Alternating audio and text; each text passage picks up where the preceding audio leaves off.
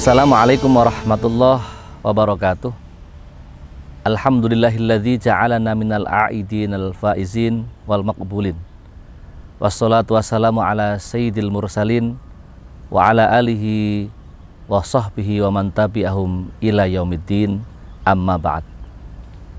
Pemirsa yang dimuliakan Allah Subhanahu wa taala, bulan suci Ramadan di penghujung akhir banyak memberikan iktibar untuk kita semuanya. Doa yang selalu kita persembahkan sepanjang Ramadan adalah bagaimana kita menjadi umat Islam yang bersih diri kita dari dosa-dosa terhadap Allah Subhanahu wa taala, termasuk bagaimana Allah Subhanahu wa taala menghapus catatan amal kita. Allahumma innaka afuwun karim tuhibbul afwa fa'fu anna. Permintaan kita kepada Allah Subhanahu wa taala dalam rangka membersihkan diri kita atas kesalahan, termasuk Allah Subhanahu wa taala menghapus seluruh catatan keburukan kita.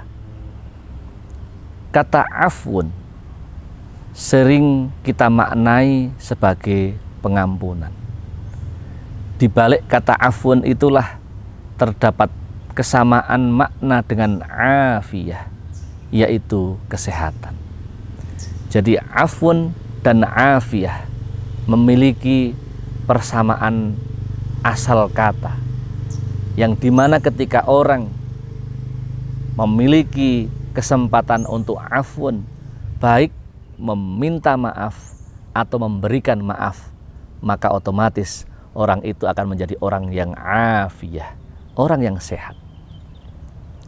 Dalam kesempatan yang mulia di bulan suci Ramadan, semua orang ingin bahwasannya menjadi umat Islam mampu menghadirkan dirinya sebagai umat Islam yang bersih dari segala dosa, yang ketika selesai Ramadan akan seperti bayi yang baru lahir yang tidak memiliki dosa sedikit pun, baik dosa kepada Allah Subhanahu wa taala maupun dosa kepada sesama umat manusia.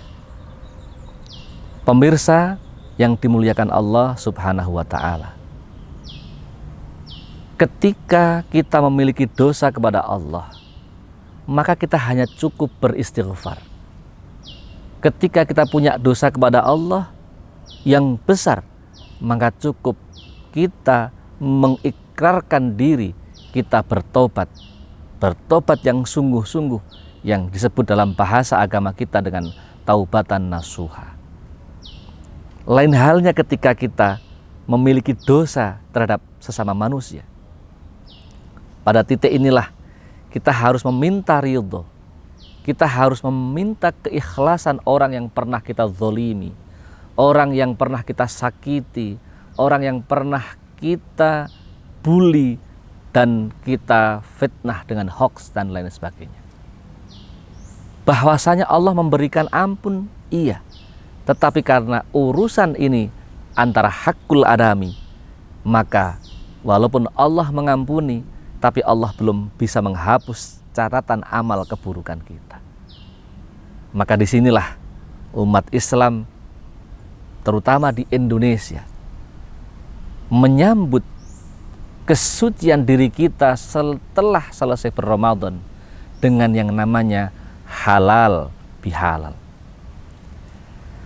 Halal bihalal bukan sekedar formalitas untuk istihlal, mencapai kehalalan, tetapi halal bihalal adalah hakikat substansi kita, membersihkan kita dosa antar sesama manusia.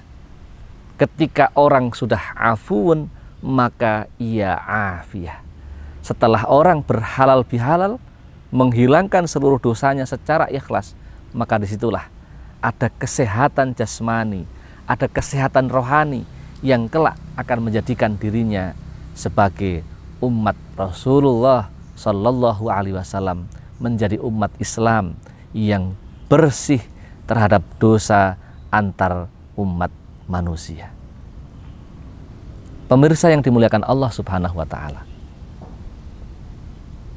yang penting untuk dihayati, yang perlu untuk dipahami adalah bagaimana kita mengisi ruang batin kita menjadi orang yang baik, menjadi orang yang bergegas, yang cepat memburu maghfirah Allah Subhanahu wa Ta'ala.